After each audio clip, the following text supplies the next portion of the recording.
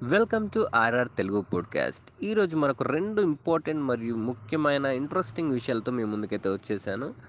అవేంటండి, వర్షం పడినప్పుడు ఇంద్రధనుస్సు ఎందుకు వస్తుంది, అసలు ఇంద్రధనుస్సు ఎలా ఏర్పడుతుంది, రెండోది ఏంటంటే ఇనుముకు తుప్పు ఎందుకు పడుతుంది. సో ఈ రెండు విషయాల గురించి ఈరోజు వీడియోలో అయితే మనం డిస్కస్ చేయబోతున్నాం. ఫస్ట్ వచ్చేసి ఇంద్రధనుస్సు అంటే ఒక తెల్లటి కాంతిలో మిళితమై ఉన్న 7 రంగులు అనమాట. అవన్నీ మనకి ఎగ్జిబిట్ కావడమే ఇంద్రధనుస్సు. అదిన్నే మనం ఇంగ్లీష్లో రెయిన్బో అంటాం. సో ఆ తెల్లటి కాంతి 7 రంగులుగా విడిపోవటానికి ఏదైనా వస్తువు పెట్టి విడదీయాలి, లేదా విడిపోయే సిచ్యువేషన్ ఏర్పడాలి. సో దాన్ని వస్తువు పెట్టి అయితే మనం విడదీయలేం, కాబట్టి విడిపడే సిచ్యువేషన్ ఏర్పడాలి. ఆ విడిపడే సిచ్యువేషన్ ఎప్పుడు ఏర్పడుతుంది అంటే వర్షం పడ్డప్పుడు ఏర్పడుతుంది. అందుకే వర్షం పడినప్పుడు ఇంద్రధనుస్సు కనిపిస్తుంది. వర్షం పడ్డప్పుడు ఏమైందంటే వాతావరణంలో నీటి ఆవిరి శాతం పెరుగుద్ది. అంటే వాటర్ ఎవాపరేషన్ పెరిగి కొన్ని వాటర్ డ్రాప్లెట్స్ తయారవుతాయి, నీటి బిందువులు.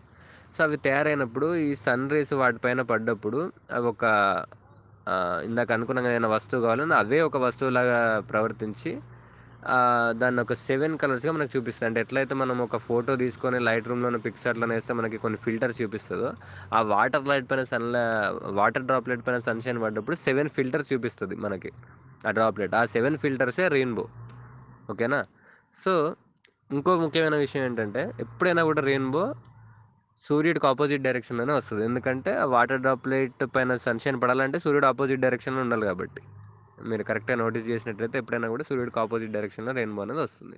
ఇది వర్షం పడ్డప్పుడు ఇంద్రధనుస్సు ఎందుకు వస్తుంది అండ్ ఇంద్రధనుస్సు ఎలా ఫామ్ అవుతుంది అనడానికి explanation. And coming to our second topic, ఇనుముకి తుప్పు ఎందుకు పడుతుంది. ఇనుముకు తుప్పు ఎందుకు పడుతుందంటే దానికి ముఖ్య కారణం ఏంటంటే ఆక్సిజన్. ఇనుము నీటిలో తడిసినప్పుడు కానీ లేదా నీటి ఆవిరి ఇనుము చుట్టూ పేరుకున్నప్పుడు కానీ తుప్పు అనేది పడుతుంది. ఎందుకంటే ఈ నీటి ఆవిరి కూడా డ్రాప్లెట్స్గా మారినప్పుడు నీళ్ళే కదా. సో ఇనుముకి నీటికి మధ్యలో రియాక్షన్ జరిగినప్పుడే తుప్పు అనేది పడుతుంది. ఇనుము అంటే ఏంటి?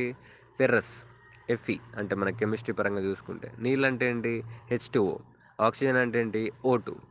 సో ఐరన్కి వాటర్కి రియాక్షన్ జరిగినప్పుడు ఓటుని ఐరన్ అనేది ఏం చేస్తుందంటే ఓటుని తీసుకొని హెచ్2ని గాల్లోకి వదిలేస్తుంది.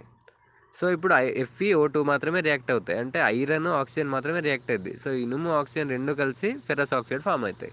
అదినే తుప్పు అంటాం మనం తెలుగులో. సో ఐరన్ వాటర్ రియాక్ట్ అయినప్పుడు ఫెరస్ ఆక్సైడ్ అనేది ఫామ్ అవుతుంది, దానికి మనం తెలుగులో తుప్పు అంటాం. అది అనేది పొడి పొడిగా ఉంటుంది తుప్పు అనేది.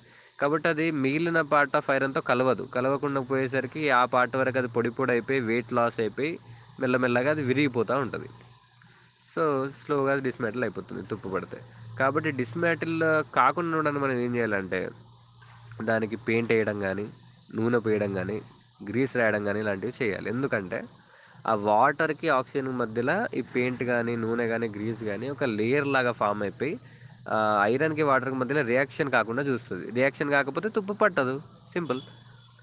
సో అందుకని తుప్పు అనేది పడుతుందన్నమాట. ఐరన్కి తుప్పు పట్టకుండా ఉండడానికి ఏం చేయాలో కూడా మనం తెలుసుకుందాం. సో ఇలాంటి మరిన్ని ఇంట్రెస్టింగ్ విషయాల గురించి, ఇలాంటి మరెన్నో డిఫరెంట్ క్వశ్చన్స్, డిఫరెంట్ డౌట్స్ని మీకు ఎక్స్ప్లెయిన్ చేయాలన్నా మీరు కామెంట్స్లో అడగొచ్చు.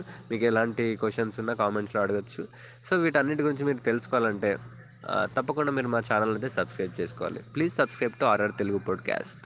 నేను మీ రాకింగ్ రాజా, సైనింగ్ ఆఫ్.